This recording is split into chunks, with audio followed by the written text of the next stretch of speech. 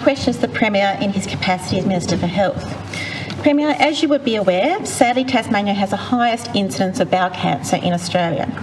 Bowel cancer is also the second most common cancer and the second leading cause of cancer-related deaths for men and women in Tasmania. Thankfully, over 90% of bowel cancer cases can be successfully treated if detected early, and many people will recover to lead long and fulfilling lives. The National Bowel Cancer Screening Program offers a free screening where a test is offered to those aged between 50 and 74 every 2 years. Pleasingly, Tasmania's participation in the program is the highest in the country at 49%. However, my concerns are for those Tasmanians aged between 45 and 50. A 45-year-old today has the same bowel cancer risk a 50-year-old had 10 years ago, and Bowel Cancer Australia recognises lowering screening guidelines as a step forward to address the rise in young onset bowel cancer.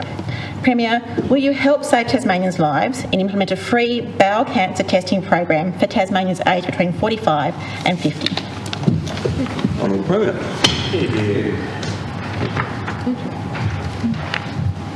Well, I thank you very much, Honourable Member for Clark, for your question and indeed your advocacy and your letter to me of the 6th of October.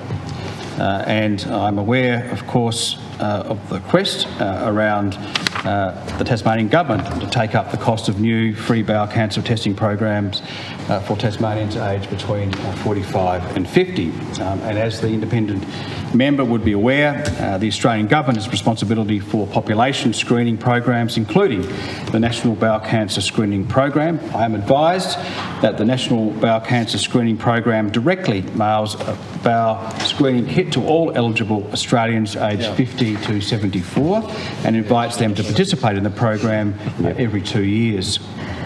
The National Bowel Cancer Screening Program is based on the National Health and Medical Research Council's clinical guidelines for the prevention, early detection and indeed management of colorectal cancer.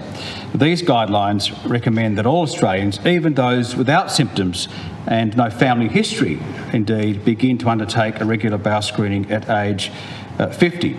As providers of primary health care, general practitioners play a key role in the ongoing medical management of their patients, including providing advice and organising diagnostic tests to respond to a patient's systems. Of course, my understanding is that if a patient develops relevant symptoms of colorectal cancer prior to age 50, the general practitioner will guide them through the process to undertaking the screening.